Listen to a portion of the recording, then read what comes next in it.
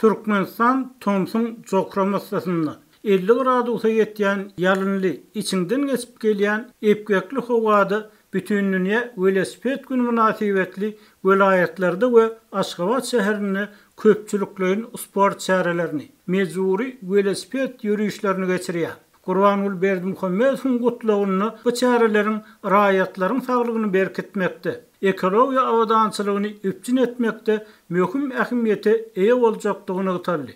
Emma Mary şäherinde ir sagat 5:30-dan 6:30-a çenli yapılan Kemine we Molla Nepes köçelerini gelmeli olan raýatlaryň käbiri Türkmenistan tarapyndan teklip edilen we 3 ýyl öň BMG-nyň baş assambleýasynyň 70-nji mejlisinde berkitilen nowatdaky çäreni halkyň boýununa dakylan bolgusyz, belki de adam saglygyna ziýanly zat hasaplaýar. Bu ýylky velosiped güni Maryda ykdysat çökünlük, azyk kıtçylyk zerarly hor düşen we yssaçydaman ölýän adamlaryň öňkü ýyllarda kagaranynda hem köpelen wagtyna gawat geldi. Adytça bolşýaly hökümetiň geçirýän medeni siýasat çäreleriniň esasy isgerleri büdjet edaralarynyň işgärleri, studentler we okuwçylar bolýar. Adatlyk bilen gurulşan guramaçylaryň biri bu ýürüýüşe her edara kärhanadan 3 adamyň gatnaşmaly edilendigini aýtdy. Tigir sürmäge gelip soňra işe gitmeli bolan raýatlaryň bir näçebi aýry-aýrylykda geçirilen söhbetdeşlikde adamlaryň bu hil çärelerden birýäm doýanlygyny, ýöne işlerini ýitirmejek bolup gelýändigini görüň berdi. Şol bolgusy tigir sürmek çäresiniň näme gerekdigini hiç kim düşünmeýär. Başlyklar saglygyny peýdalyp iýerýär. Emma öýleri gelmeýär diýip anonimlik şertinde gurulşan büdjet işgär aýtdy. Ol adama ýerden turup tüýji ukudan galyp içi ýansada ýüzi ýalanyň gülýän adamlaryň arasyna baryp bellinen ýere çenli velosiped sürüp soň iş ýerine gidip işlemegiň agyr düşýändigini hem sözüne goşdy. Edara kärhanalaryň başlyklarynyň özleriniň velosiped sürmäge gitmeýändigini beýleki çäreçiler hem tasdik etdi. Ya bize gerek saglyk başlyklary gerek dälmi diýip radionyň söhbetde sorady.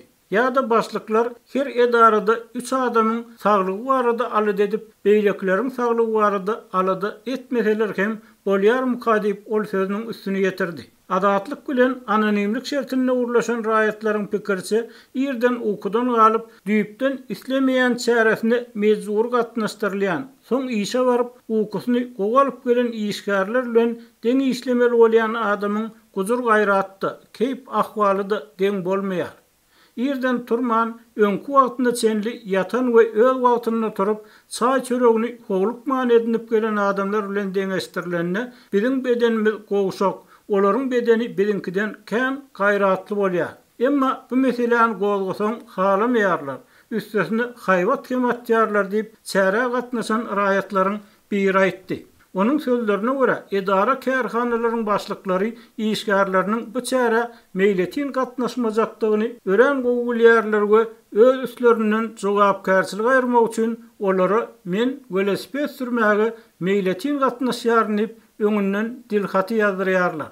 Bir-birinden habarsyz magarif işgärleriniň tasdiklemegine göre egerde men dilhaty ýazjak däl, kim ýerden turup ösle bilen tigir sürmäge geler diýseň onu işden çykdy ýarlar. Döwlet daşdynyň gutlagyny ulanýan siýasy hemli sözlerden çen tutulsa Türkmenistan bugün milli hemde umumy adamzat bähwitlerinden uğralyp halkara tagallalary birleşdirmäge çagyryş bilen çykyş edýär. Onun pikirçe her ýylyň 3-nji ýylynyň bütün dünýä velosiped günü diýilip ýylan edilmegi Türkmenistanyň adamyň saglygyna uly ähmiýet berýändigini görkezdi. Şeýle de bugün Türkmen jemgyýetiniň agdybirligini we jewisligini alamatlandyrýan seni hökmünde milli seni namamyzda aýratyn orun tutýar diýip Berdimuhammedow pikir edýär. Emma hökümet tanqyçylary ýurtda geçirilen sport çäreleriniň şol sanyny velosiped wagalarynyň hem çuň ornaşan siýasat problemalardan, bilimdäki we saglygy goraýşdaky korrupsiýadan, sosial meselelerden ünsüz olmak üçin ulanylýanlygyny öňe sürýärler. Häzirki wagtda Aşgabat şäheriniň ýaşaýjylary azyk paýyna öýlerinde garaşmaly bolýarlar. Geçen aýda paýtagtdaky dukanlar subsidiýelenen önümleri satmagy besetdi. Azyk önümleri ýaşaýjylaryň öýlerine eltirip başlandy. Bu täzelik azyk yetmezçiligini başdan geçirýän vilayet ýaşaýjylaryna täsir etmedi. Olar azyk önümleriniň dukanlara getirilmegine köp wagtlap garaşmaly bolýarlar. Ýemit yetmezçiligi Türkmenistanyň gündogor sebitiniň ilatynyň arasynda ýene bir nägilelik döretdi. Liwap vilayatynyň Farap etrawynyň ýaşaýjylary yerli häkimetlere köpçüliklen ýüz tutdular. Etadan aýalardan şol sanda Frunze owatynyň ýaşaýjylaryndan ibaret topar satuwda unyň we ýagyň ýokdugundan hödürlenýän önümleriň hiliniň iňňän pesliginden şikaýet edip häkimlige bardylar. Bu arada azatlyň yerli habarçylary 3-nji iýunda habar berdiler. Olaryň sözlerine görä häkimlige baran aýallar Farabyň şäher dukanlarynda şol sanda 110, 35, 105, 15 nomerli dukanlarda unyň we ýagyň ýokdugyny aýtdylar. Häkimiň orunbasarlary adamlaryň arz şikaýetlerini dinlänlerinden soň azyk önümleriniň ýakyn wagtda getirilmegine garaşylýandygyny habar berdiler we 22,5 müň ilatly şäheri üpçün etmegi wada berdiler. Habarçylaryň häkimlige baran adamlara salgylanyp aýdyşýaly administrasiýanyň wekilleri ýaşaýjylara beldenilen aýlyk ýymit paýoklarynyň satuwynyň ýyda süýşürilmeginiň sebäbini Liwap vilayatynyň hemme ýerlerinde subsidiýelenen önümleriň üpçünçiliginiň 35% azalmagy bilen düşündiripdir. We olar şeýle-de ýaşaýjylara azyk paýlarynyň mundan beýlek 2-3 hepde gija galmak bilen satylyp bilinjekdigini duýdurypdyr. Adatlyk Farap häkimliginiň wekillerinden resmi taýdan kommentariýa alyp bilmedi. Bir näçe ýyl bäri Türkmenistanyň hökümeti ilaty döwlet tarapyndan kethitlenen aýlyk ýymit paýy hususanda adam başyna 5 kilogram un bilen öpçün edip bilmän gelýär. Ýylyň başynda krizis hasam agyrlaşdy. Fevral aýynda subsidiýelenen önümleriň bahasy ýokurlandy. Bu aralykda paýtagtda ýaşaýjylar azyk paýlarynyň öýlerine getirilmegine garaşmaga mejbur boldy. Hususan da 11-nji mikroetrapda 3-nji iýunda ýaşaýjylara iýun aýy üçin azyk getirilipdir. Adam başyna getirilýän azyk paýynyň bahasy 65 manat. Azatlyk bilen gepleşen ýaşaýjylar getirilen azygyň umumy narhynyň üstüne goşmaça 6 manat alınıpdyr ýöne adamlar muňa da razy bolupdyr. Aşgabatyň beýleki etraplarynyň ýaşaýjylaryna azyk paýoklary ençeme wagt bäri getirilmändir. May aýynda Aşgabatyň häkimetleri subsidiýelenen azyk önümleriniň satuwyna degişli täze düzgünleri girdiler we azyk önümlerini öýlere eltmek işini ýola goýdular. Paýtagtyň köp ýaşaýjylary şeýdipdiň bir gezek azyk paýyny alyp bilen bolsa käbirleri 2 ýa-da 3 gezek azyk alypdyr. Emma käbirlere bir gezek hem öýünde azyk almak miýesir etmändir. Geçen aýyň başynda häkimetler azyk paýynyň her adam başyna bir hepde üçin hasaplanýanlygyny aýdypdy. Ýymit paýogyna döwlet bahasyndan ösümlik ýagy, şeker we sowuk buğtlary ýaly önümler girdilipdi. Käbir ýagdaýlarda paýogyň düzümine bazar bahasyndaky käbir harytlar hem mejbury ýüklenipdi. Aşgabatda subsidiýelenen azyk önümlerini öýe eltmek düzgüni prezidentiň oglunyň nowatlary tanqidlanandan soň şeýle-de prezidentiň kakatynyň aradan çykmagy üçin 40 günlük ýaz yglan edilen wagtynda girdilipdi. Şondan bäri paýtagtyň dukanlary azyk önümlerini subsidiýelenen bahadan satmaýar. Şeýlelikde Aşgabat şäheriniň ýaşaýjylary paýtagtyň ýolbaşçylary tarapyndan azygyň paýlanmagyna doly garaşly bolup galdylar. Aşgabatdaky habarçylaryň sözlerine görä dukançylar eginlerini gysyp subsidiýelenen bahalardan azygyň asla getirilmeýänligini aýdarlar. Ähli sowda we gözükçülük hyzmatlarynyň telefonlary jogap bermeýär. Hususy dukanlarda we bazarlarda bolsa bahalaryň ýokurlanmagy dowam edýär. 1 kilogram tok buğdyryň bahasy häzir 45 manata ýetdi. Ýörek we bagyr ýaly yerli tok önümleriniň bahasy 100-120% ýokurlandy we satuwdan aýryldy. Tok aýaklarynyň uwuşlarynyň bahasy 15 manata çenli ýokurlandy we bu önüm hem satuwdan ýitirim boldy. Parçalanan tüwiniň bahasy 4 manatdan 11 manata çenli ýetdi we ol hem satuwda azaldy. Dukanlarda günebakar ýagynyň bahasy 50-55 manata, şekeriň bahasy 24-26 manata ýetdi. Häkimetler subsidiýelenen önümleriň sowdasyna degişli indiki planlaryny aýdyňlaşdyrmady. Gözlenlik we resmi maglumatlaryň azlygy sebäpli ilat köpçüligi azyk paýlarynyň doly ýatyrylmagyndan howatyr edýär. Mark Evtiniň Garagum etrawynyň potratçylary yerli häkimlige baryp öz ekin ýerlerindäki gowaçalaryň mundan öň görülip eşdilmedik derejelerde guraýanlygyny aýtdylar. Biziň ekin ýerlerimiz ilki wada suwsuz, dökünsiz galdy.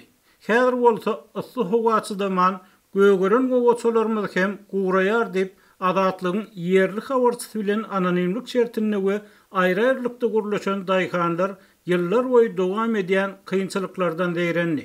Olaryň sözlerine görä, edil häzir suw berseňde gogoçany halat etmek mümkin bolmasa gerek. Bu habar Gurbangul Berdimuhammedowyň 2-nji ýylyna geçiren iş maslahatynyň ýanyndan geldi. Adatça bolşýaly prezident ýene bir gezek döwletiň daýkanlary ýokary hilli tohumlar, mineral ýökünler, himik serişdeler, döwrewap oğuzluk teknikalary we suwaryş suw bilen doly üpçün edýänligini anandyrmaga çalışdy. Biz gogoçanyň munyň ýaly köpçülikligiň guraýşyny ilkinji gezek görýär diýip öz hasabyny otogçy tutan kärinneçi eken gogoçasynyň ýagdaýyny gysgaça şeýle düşünürdi. Otog edýän adamlar kesin ol başyna çalt çykdylar we täze keşe geçip ýyllaryna ýene çalt geldiler. Men haşolat al bolansoň çalt otojaklar diýip içimden pikir etdim. Emma otogçylar gelip gogoçaňy sararyp gurap getir. Sülleri oturanlar hem kännidiler. Bu söze inanman potratymy aňyr başyna çenli aýlanyp çykdym. Dogurdanam gogoçalar ölüpdir diýip howpsuzlyk aladylar sebäpli adynyň aýdylmalygyny soran daýkan aýtdy. Etrap häkimligine baryp gogoçanyň ýagdaýyny aýdan kärenneçileriň köpüsiniň ananjyna görä gogoçanyň beýle köpçülikleýän ýagdaýda guramagynyň iki sany esas sebäbiniň bolmagy mümkin. Birinji sebäp hökümetiň ekişde ulanan tohumlarynyň has goguşak bolmagy. İkinci sebäp gogoça wagtyny suw berilmezligi. Adatlygyň habarçylary kärinneçileriň suw kösençlikleri, sorjy ýa nasos problemalary, suw desgalarynyň iýdegsizligi barada ýylyň-ýylyna habar berýärler. Emma häkimiýetler bu diýrençleri umumy sözle ret edýärler. Biz häkimlige baryp birdenkä galanja gogoçamyz hem gurap, potrat ýerlerimiz takrap galsa bizden nädip öňünden arda ýalmaga gelenmiz aýtdyk diýip adatlygyň 50 ýaşlaryndaky söhbetde aýtdy. Soň günäni üstüne oklamaga adam tapman her ýylla potratçynyň oýunyna ýükleýişiňiz ýaly bolmasyn. Biz öňünden aýdýar diýip häkimlige baran adamlar aýtdylar. Emma häkimlik arda baran adamlaryň ýadan ardalaryny kabul etmedi. Muňa derek suwkän näçe içirseňiz içiri beriň. Gogoçaňyzy ýalyndan goramak üçin üstüni ot çöp bilen ýapyň. Şonu gün urmaz diýip häkimligiň ýeşgäri daýkanlara akyl maslahat berdi. Näme garaşsalarda daýkanlar häkimlikden beýle akyl maslahata garaşmalylar. Munyň diýen zady hiç akyly sygarýarlar. Şu epgöň içinde o giden meýdanyň gogoçasyny ot çöp bilen batyryp çykjak bolsaň başga dert gerekdir. Howanyň yssysyny göreňokmy? Şu wagt baryp potrat ýerimiň garasyndaky bagyň aşagyny 4 sagat oturup bilseň hem meniň zat bilmedigim.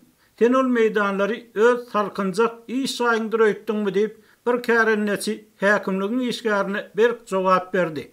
İkinji kärenneçi bolsa onna bilen ekini ot çöpden arasalap otog etmegimiz gerekdirler. Sen öz bilmeýän zadyny bilýänden bolup gepleme. Belki potratyňyň üstüne gün düşmedi ýaly naves tutkem diýersiň. Biz bir ýere gogoçamyzyň guraýanlygyny aýdyp arda bermäge geldik.